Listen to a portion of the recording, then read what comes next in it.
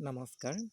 পোনপ্ৰথমেই সকলোটিকে তীৰ্থ বৰাৰ ইউটিউব চেনেলটোলৈ স্বাগতম জনাইছোঁ আৰু আপোনালোকৰ বাবে লৈ আহিছোঁ এটি বিষয় অসমীয়া ভাষাৰ প্ৰত্যয়। অসমীয়া ভাষাৰ প্ৰত্যয় বিষয়টো মাজলৈ সোমাই যোৱাৰ আগতে আমি জানিব লাগিব ব্যাকৰণ মানে কি আৰু ব্যাকৰণৰ উপাদানসমূহ কি কি। ব্যাকৰণ হৈছে কোনো এটা ভাষাৰ গঠন পদ্ধতি সম্পৰ্কে য'ত বিজ্ঞানসন্মতভাৱে আৰু প্ৰণালীবদ্ধভাৱে বিচাৰ বিশ্লেষণ কৰা হয় তাকেই ব্যাকৰণ বুলি কোৱা হয়। ব্যাকৰণৰ প্ৰধান উপাদান হৈছে চাৰিটা: ধ্বনি, শব্দ, বাক্য আৰু অৰ্থ। যদিও ব্যাকৰণত ধ্বনি, শব্দ আৰু বাক্য এই তিনিটা উপাদানৰ আলোচনাহে কৰা হয়। ব্যাকৰণৰ উপাদান হৈছে ধ্বনি, শব্দ আৰু বাক্য। ধ্বনি হৈছে ভাষা এটাৰ আটাইতকৈ ক্ষুদ্ৰতম উপাদান।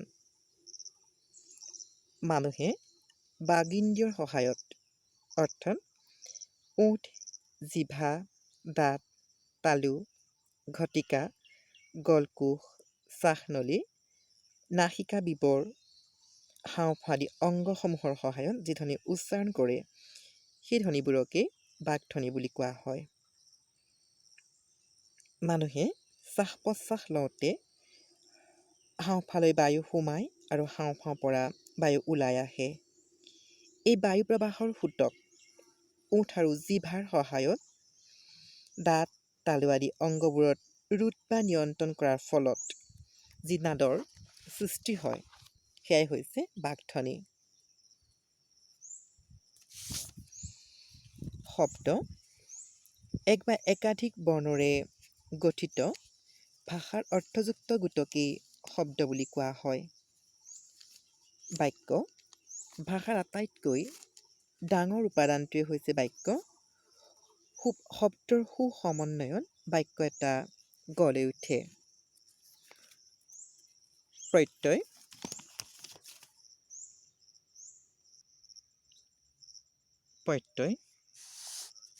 শব্দ সাধনৰ সৰ্গবোৰকেই প্ৰত্যয় বুলি কোৱা হয়। সেই দিশৰ পৰা চাবলৈ গ'লে অসমীয়া ভাষাৰ প্ৰত্যয়সমূহক দুটা ভাগত ভাগ কৰিব পাৰি: পূৰ্ব প্ৰত্যয় আৰু পৰ প্ৰত্যয়। পূৰ্ব প্ৰত্যয় উপসৰ্গবোৰেই হৈছে পূৰ্ব প্ৰত্যয়। সংস্কৃতৰ ২০টা উপসৰ্গৰ নিচিনাকৈ অসমীয়া ভাষাতো কিছুমান উপসৰ্গৰ প্ৰয়োগ পোৱা যায়। যেনে বে অসমীয়া ভাষাৰ এটা পূৰ্ব প্ৰত্যয়।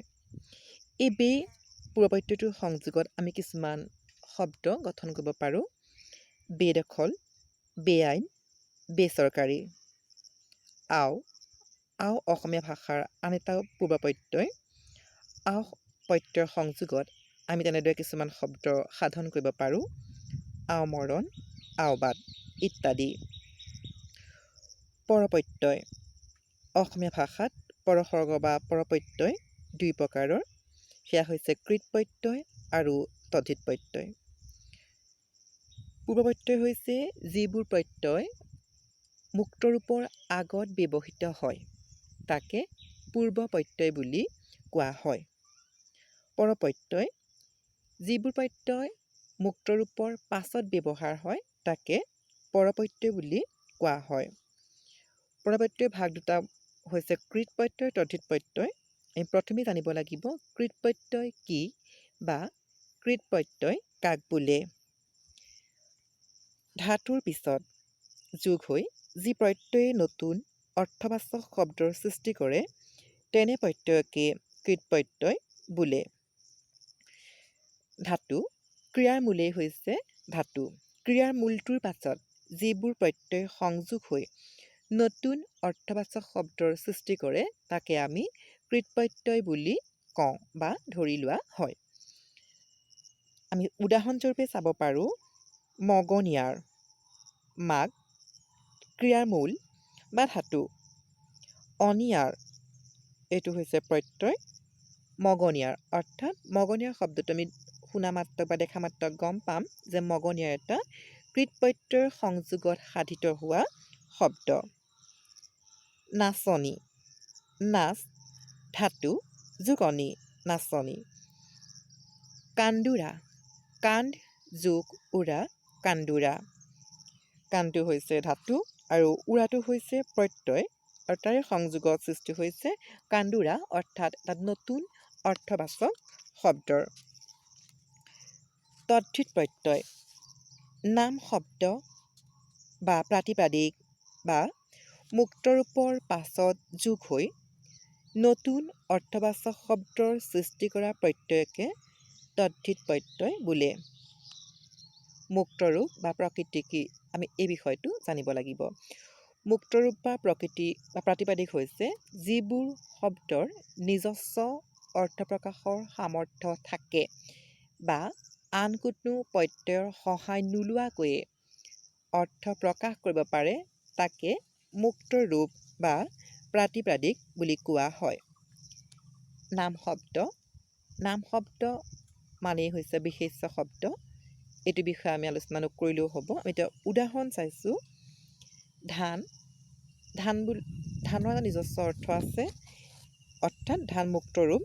এই ধান শব্দটোৰ লগত অনি প্ৰত্যয় যোগ হোৱাৰ লগে লগেই এটা নতুন অৰ্থবাচক শব্দ ধাননিৰ সৃষ্টি হৈছে অৰ্থাৎ ধাননি তদ্ধিত প্ৰত্যয়। ফুল যোগ অনি ফুলনি, ফুল বুলিলেই তাৰ অৰ্থটো আমাৰ বাবে স্পষ্ট হৈ উঠে। গতিকে তাৰ পাছত অনি প্ৰত্যয় যোগ হৈ ফুলনি শব্দটোৰ সৃষ্টি কৰিছে। অনি প্ৰত্যয়টো ব্যাপ্তি বা বিয়পি থকা অৰ্থত ব্যৱহাৰ কৰা হয়। এয়াই হৈছে চমুকৈ অসমীয়া ভাষাৰ প্ৰত্যয়ৰ বিভাগ। ইয়াৰ পৰৱৰ্তী সময়ত আমি স্ত্ৰী প্ৰত্যয় কি, অসমীয়া ভাষাত স্ত্ৰী প্ৰত্যয়ৰ ব্যৱহাৰ আৰু নিৰ্দিষ্টবাচক প্ৰত্যয় কি বা অসমীয়া ভাষাত নিৰ্দিষ্টবাচক প্ৰত্যয় ব্যৱহাৰ সম্বন্ধে আলোচনা কৰিম। যদি এই ভিডিঅ'টো চাই বা শুনি আপোনালোকৰ যদি ভাল লাগিছে তেন্তে মোৰ চেনেলটো ছাবস্ক্ৰাইব কৰিব আৰু কাষত থকা বেল আইকনটো বজাই থ'ব যাতে মই পাছত পৰৱৰ্তী পৰ্যায়ত যিখিনি ভিডিঅ' আপলোড কৰোঁ তাৰ ন'টিফিকেশ্যনটো আপলোড কৰাৰ লগে লগে আপোনালোকে পাই যায়। ধন্যবাদ।